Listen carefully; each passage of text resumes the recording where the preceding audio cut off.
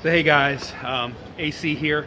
Hey, I'm at the Experience right now in Cincinnati, and so I posted that quote of what Howard said in his class, and boy, it's gotten some traction on Facebook, so I wanted to jump in and give you some comments, explain it.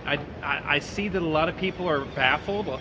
You get some people where they're like, well, this has to be about referrals, or some people are like, you can't possibly live without marketing nowadays in this era of digital marketing.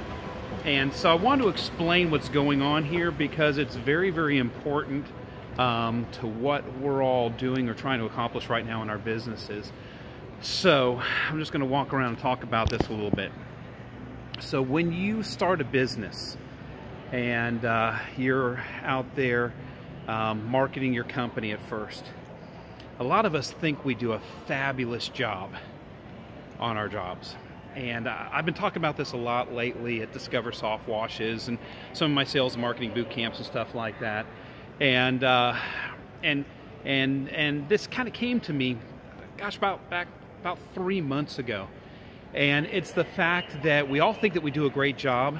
A lot of people will say they have great customer service. A lot of people will say that they even have, they can clean better than anybody else can clean, or they can do whatever your service is better than anybody else can do it.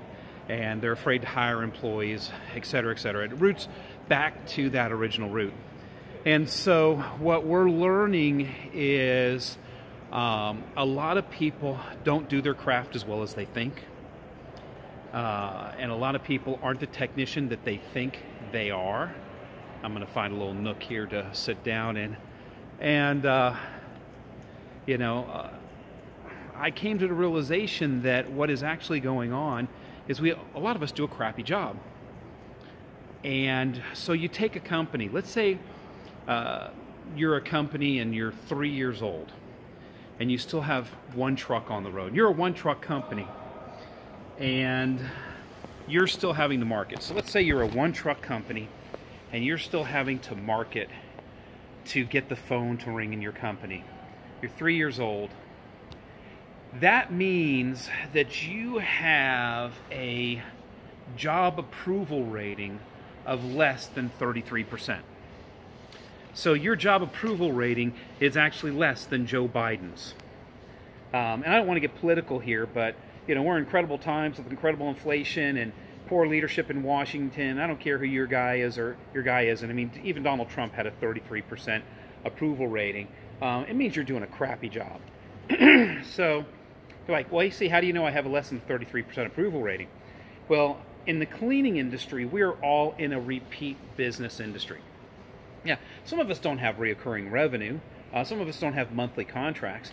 But all of us, our customers, if we take care of our customers, they will have us back to do more cleanings. Whether it be 6 months from now, a year from now, 18 months from now, they're going to invite you back. If you do a good job and you service them well and they like you, it was a pleasant experience for them, they will continue to use you. So at a 33% job approval rating, in 3 years at 33%, if those customers come back and use you and show their approval by using you again, then in 3 years you should be completely booked on that truck. And unless you're putting a second truck on the road or a third truck on the road, you shouldn't have to advertise anymore. And I see so many people in our industry that are owner-operators that have been in the business for 3 years, 5 years, 8 years, 10 years, 20 years, that are owner-operator, one-truck companies, and they're still having to advertise. They're addicted to advertising. They're spending tons of money on advertising. And the reason why they're doing that isn't because of the economy, isn't because times are tough. The reason why they're having to advertise so much is because they suck at their craft. And they do a poor job. They don't have good customer service. They speak foul and they smell foul. Their manners are not good. Their branding is poor. And honestly, their customers, when they use them, they don't use them again. And so we're like, well, how do you know that happens, AC? Well, we know it happens because it happens all the time in restaurants. So I've been equating it to this. How many of us out there have been to a restaurant where the food sucked, the service sucked? You're never going to go back to that restaurant ever again. You can't wait to get your bill and check out of there and be done with it. And the waitress or waiter will come up to your table and will ask you, so is everything good? Is everything fine? How are you guys enjoying your meal? And you'll go, oh yeah, no, it's great. It's awesome. Thank you so much. And you pay for your meal and you walk out of that restaurant and you say, we're never going to use that. We're never going to go there again. That was awful. We're never going to go back to that restaurant. And so that happens with your service companies, honestly. And if you're having to continuously advertise and you're a one truck or two truck company, it means that more people are leaving you or not using you a second time than are using you. So that's one of the points in this, and that if you take even the average successful company in the exterior cleaning industry, they're at max a two truck company. There's very, very few companies that make it to $1 million or past $1 million and have multiple trucks out there on the road. So if you're a two truck company and you've been around for 5 or 6 years and you're still having to advertise, it means you're a failure. All right, I'm going to say that again. If you're a one truck company and you've been around for 3 years and your truck isn't automatically booked just in repeat and referral customers, you are a failure. If you're a two truck company and you've been around for 5 years and your trucks are not booked with repeats and referrals, you are a failure.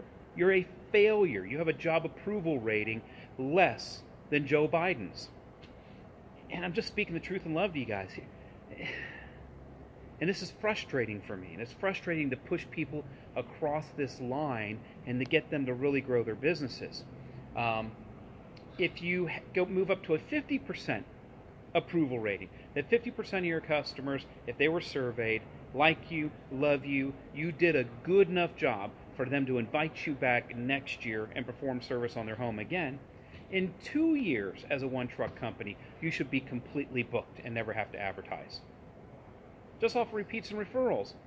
If you've got a 70% job approval rating, in 18 months, you should be completely booked and not have to advertise for that one truck company. If you have a 100% job approval rating, in 1 year, that truck is completely booked and you don't have to advertise for it ever again. You see what I'm getting at? So if you're still advertising, that means you're not good at your craft and you need to hone your craft. Here's the other thing. Okay, so let's move on to the next thing now. So the next thing is, all right, why does Howard not care about SEO, not care about pay-per-click? Why does he not want people to find him on the internet? Guys, it's because the internet is the new yellow pages. It's the new yellow pages. The internet sucks. If you get a call from the internet, so does your competition. Howard doesn't want to get a call from the internet because he knows he's going to have to deal with competitors. That's the bottom line. You don't want to deal with competitors. You don't want to invite somebody else to the party. So the internet's just the new yellow pages.